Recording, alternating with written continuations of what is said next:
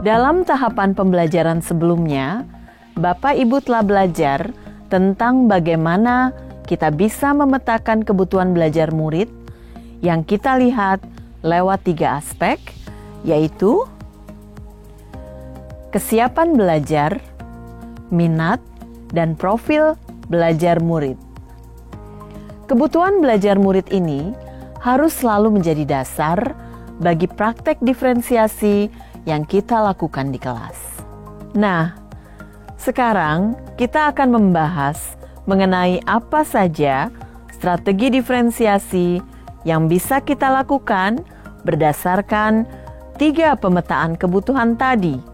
Setelah kita mengidentifikasi kebutuhan belajar murid kita, maka kita kemudian dapat menentukan apa strategi diferensiasi yang ingin kita lakukan. Diferensiasi itu sendiri bisa kita lakukan dalam beberapa strategi. Namun, dalam modul ini, kita akan fokus pada 3 strategi saja, yaitu yang pertama, diferensiasi konten, 2, diferensiasi proses, dan 3, diferensiasi produk. Sekarang, mari kita bahas satu persatu.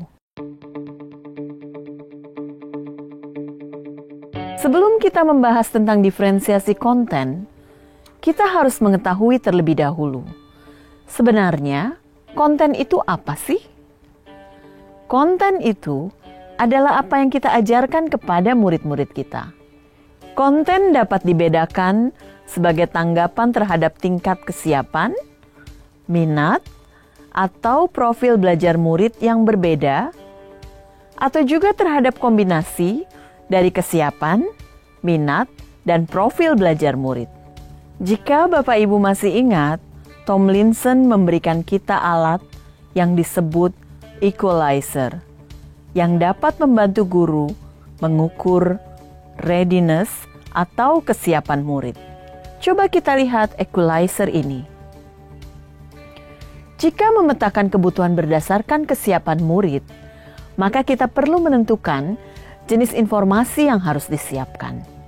Siapa yang perlu diberikan bahan-bahan belajar yang sifatnya foundational, dan siapa yang akan kita berikan bahan-bahan belajar yang jenis informasinya bersifat transformatif atau transformasional.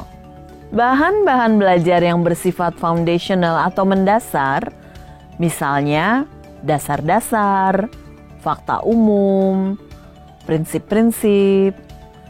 Jadi, sifat dari informasi, ide-ide, atau teks yang harus diakses oleh mereka juga harus di level yang mendasar.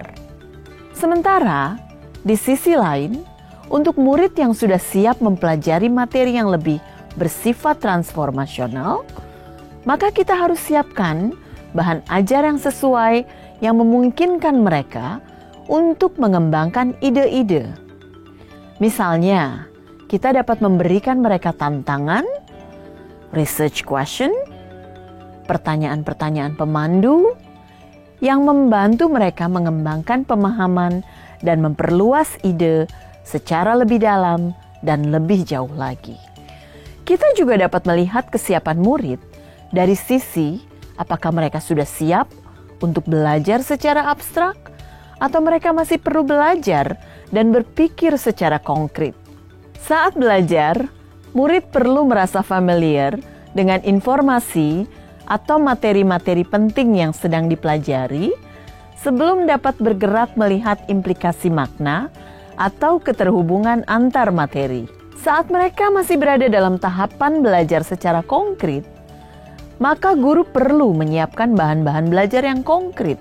Misalnya, saat kita mengajarkan anak-anak kelas 1 SD tentang konsep nilai tempat, maka kita bisa menyediakan manipulatif, stick es krim, multi-blocks, dan sebagainya.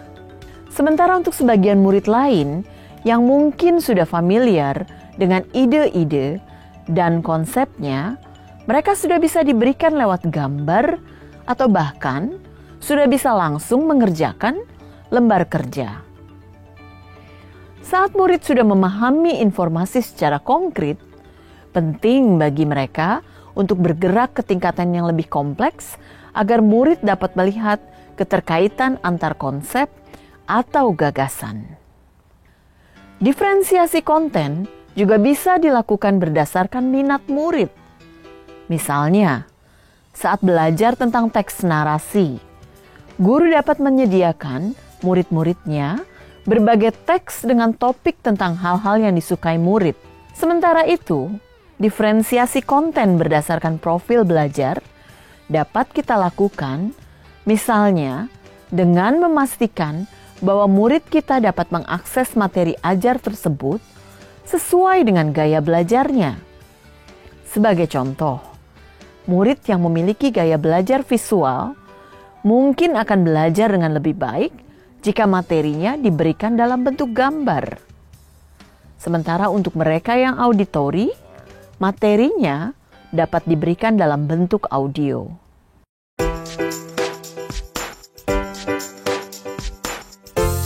Strategi diferensiasi kedua yang bisa kita lakukan adalah diferensiasi proses.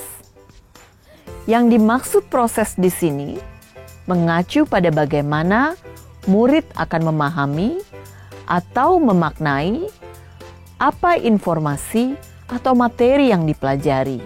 Saat kita telah memetakan kebutuhan belajar murid, yang kemudian harus kita pikirkan adalah bagaimana kebutuhan tersebut bisa dipenuhi. Caranya seperti apa?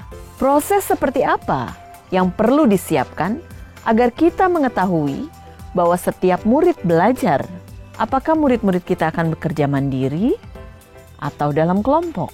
Kita perlu juga berpikir tentang seberapa banyak jumlah bantuan yang kita berikan kepada murid-murid kita. Siapa saja yang memerlukan banyak bantuan? Siapa yang cukup kita berikan bantuan dalam bentuk pertanyaan pemandu dan mereka kemudian bisa bekerja dengan mandiri?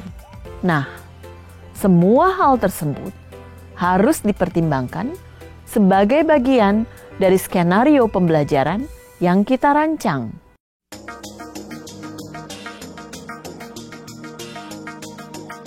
Ada banyak cara kita dapat melakukan diferensiasi proses.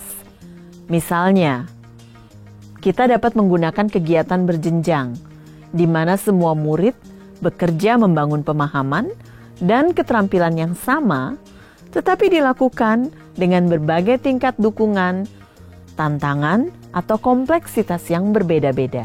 Kedua, kita dapat menyediakan pertanyaan pemandu atau tantangan yang perlu diselesaikan di sudut-sudut minat. Sudut-sudut minat yang kita siapkan di kelas ini akan mendorong murid untuk mengeksplorasi berbagai submateri yang terkait dengan topik yang sedang dipelajari yang menarik minat mereka. Misalnya, saat mempelajari jenis-jenis karangan, kita bisa minta murid membuat karangan yang terkait dengan minat mereka. Jika mereka memiliki minat dalam bidang olahraga, mereka boleh duduk di sudut olahraga, di mana di sana mereka akan diberikan berbagai pertanyaan yang terkait dengan olahraga. Beberapa pertanyaan pemandu kemudian dapat kita berikan sesuai dengan level kemampuan mereka. Yang ketiga, membuat agenda individual untuk murid. Misalnya, guru dapat membuat daftar tugas yang berisi pekerjaan umum untuk seluruh kelas, serta daftar pekerjaan yang terkait dengan kebutuhan individual murid. Jika murid telah selesai mengerjakan pekerjaan umum, maka mereka dapat melihat agenda individual dan mengerjakan pekerjaan yang dibuat khusus untuk mereka.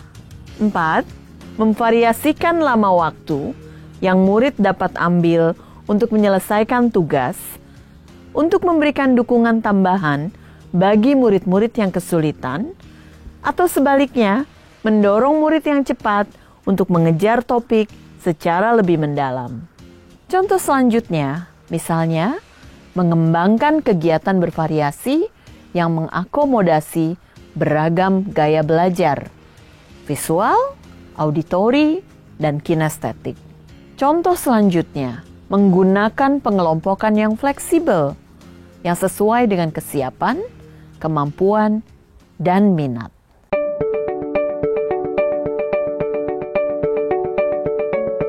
Nah, tadi kita telah berbicara mengenai diferensiasi konten dan diferensiasi proses. Sekarang, mari kita bahas strategi diferensiasi yang ketiga, yaitu diferensiasi produk. Ketika kita bicara tentang diferensiasi produk, maka kita akan memikirkan tentang tagihan apa yang kita harapkan dari murid. Produk ini adalah hasil pekerjaan atau unjuk kerja yang harus ditunjukkan oleh murid kepada kita. Produk adalah sesuatu yang tangible, yang ada wujudnya. Bisa berbentuk karangan, atau tulisan, atau hasil tes, atau pertunjukan, atau presentasi, atau pidato, rekaman, diagram, dan sebagainya.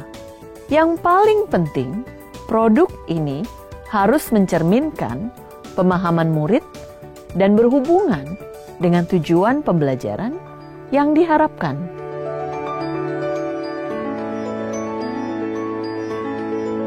Kita dapat melakukan diferensiasi produk dengan berbagai cara. Namun, sama seperti jenis-jenis diferensiasi yang lainnya, maka kembali lagi, kita perlu mempertimbangkan kebutuhan belajar murid kita terlebih dahulu sebelum menentukan penugasan produk ini.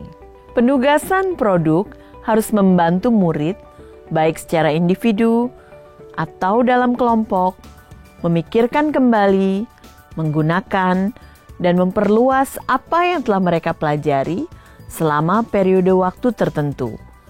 1 unit, 1 semester, atau bahkan 1 tahun.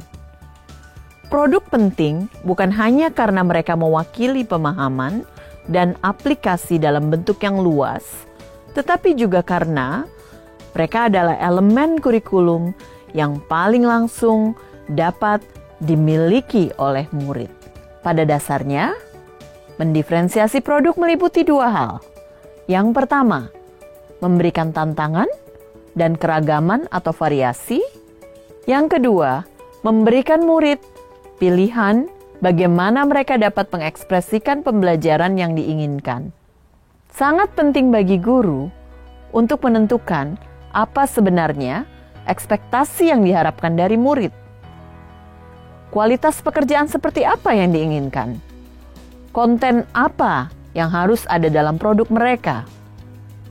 Bagaimana mereka harus mengerjakannya? Dan apa sifat dari produk akhir yang diharapkan tersebut?